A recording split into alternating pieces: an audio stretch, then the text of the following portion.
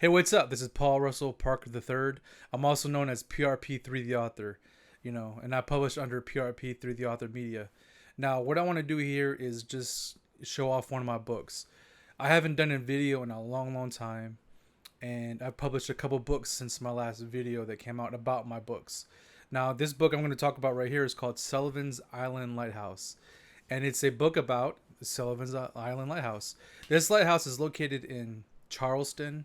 It's actually on a island called Sullivan's Island because there's a few islands in the area. It's kind of a historic place, Charleston, South Carolina. You have Fort Sumter in the bay in the middle of Charleston Bay, and you have Morris Island. You have Sullivan's Island. Sullivan's Island was very important because it there used to be another lighthouse called Morris Island Lighthouse, and when that went out of commission, it was decommissioned because it was out to sea because the seawall was built, so it kind of got reclaimed by the water. The structure actually still stands, but you can't access it except for by boat. So Sullivan's Island Lighthouse was built, and it was the last lighthouse built on land in America. There have been other lighthouses built, but not the kind you think about. It's usually like screw pile or light or just small ones offshore. But this was the last one built in America on land. And you can see from the picture that it's a very unique structure. It's actually a triangle. The what you see are windows that go up, and the pointy part of the triangle is pointing out towards the ocean, and it was built that way so it can withstand windstorms and hurricanes. So the flat end you see is pointed towards the mainland. The rest of the land that way, it was supposed to be built to where when the wind hits that edge, it won't fall. The structure would be sound, and it held up to many hurricanes since it was built in 1965. So I wrote this book. It's more of a there's pictures in it. It's more of a travel book. It has a list about history of lighthouses. It talks about Sullivan's Island Lighthouse itself. It has, like I said, it has color pictures, so you can enjoy seeing what the lighthouse looks like on the outside and some of the structures I took pictures of in the area. This is what it looks like from the ocean. You see how it's that pointy triangle part right there. So you learn about the lighthouse itself. You learn about the area. You learn about the history of it. And here's a structure at the lighthouse station. Now this is an actual commission. It's still commission. It's still being used. It's not open to the public. You can't just go up there, pay a fee, and walk to the top. Actually, there's an elevator inside of it. It works off and on, so it might not be in use right now. It might be in use. Who knows? It's air conditioned on the inside, but like I said, it's in use, and it cannot be visited by the public. You can come and take pictures of it. You can walk around the area. You can see it from the beach. It's real close to the beach. Makes for wonderful pictures, but like I said, you can't visit it. And like I said, I thought it's a very important lighthouse. It's the last one built on land in America, and it is not the typical structure you see. It's not the conical type, but it is kind of fun to me. My kids called it the Minecraft lighthouse, and they actually built it. Now it's not triangle, it's square shaped, but you get the idea of what I'm talking about. So if you're ever in the area, I would say go visit it. Go visit Sullivan's Island. They have a kind of a coastal fort that's been there since the Revolutionary War. It's called Fort Moultrie. It was there during the Civil War. It was manned during World War One, World War Two, because of all the German U-boats that were off the coast of the Carolinas, and the fort was eventually decommissioned. Also in the same area is Fort Sumter, where another coastal fort that was built pre-Civil War, and it's very prominent because it was the first fort fired at. The first shots fired of the Civil War was at Fort Sumter. Charleston's a beautiful place to visit, and the lighthouse, it's a good stop. It's very close to where Fort Moultrie is. You can go, and there's beach access. So let me see if I can get that picture from a book. You can go. It's mile marker 18 and a half.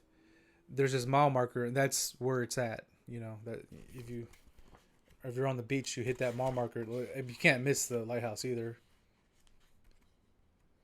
But yeah, like I said, so this is one of my newest books. I've published it.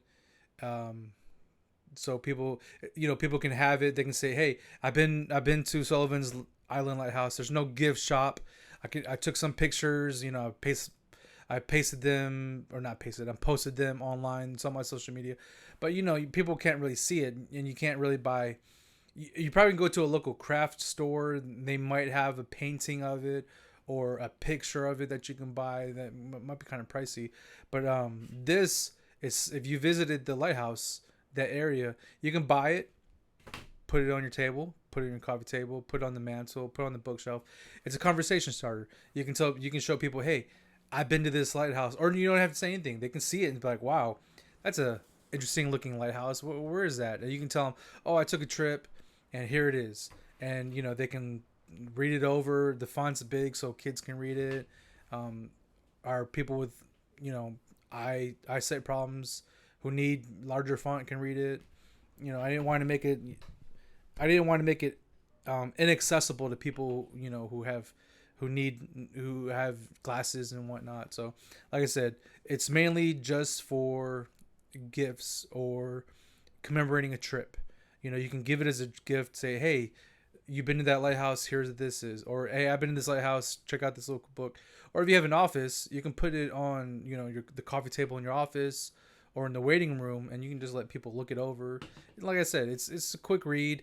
Not much, a lot of fun pictures, and you learn something and you see something, and like I said, you can commemorate a trip that you wouldn't have been able to in the past. Like I said, unless you go out and print out your own pictures from your phone, which not a lot of people want to do, especially if they want to print out pictures of them and their family, not like a lighthouse, but they do want to have like something like maybe a magnet or something that just commemorates a trip, and there's really not much out there.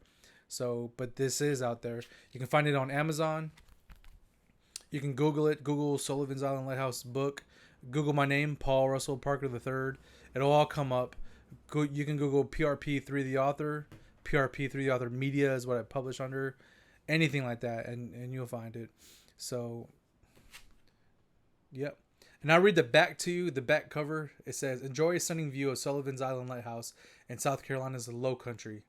This iconic lighthouse, located near the entrance to Charleston Harbor, is not only a treasured part of South Carolina's maritime history, but a treasured part of the nation's maritime history as well. Tourists have enjoyed visiting this triangular-shaped lighthouse in South Carolina's enchanting Low Country, and now so can you with this fun look at the structure known affectionately as the Charleston Light." So that's it. Let me show you the back. There's a picture of me, a little bio in the back cover. So yeah, I hope you enjoy the book. And if you ever get the chance to go to Charleston, I hope you see the lighthouse. You can drive up to it. You can park next to it. It's not roped off. I mean, it is. There's a fence around it, but there is parking that you can go stop and look at it and see the structures around it. So enjoy your trip out there. Enjoy the book. And let me know what you thought. If you did read the book, or if you did get it and got it as a gift, or gave it out as a gift, or if you used it in your office lobby, let me know. I like to see things out there, and I like to interact with my readers. I will talk to you if you talk to me. Look it on my social media. Just like I said, Google my name, Google PRP3 the author, and whatnot. So yeah, go ahead, like, subscribe, and you'll see more videos in the future. All right, later.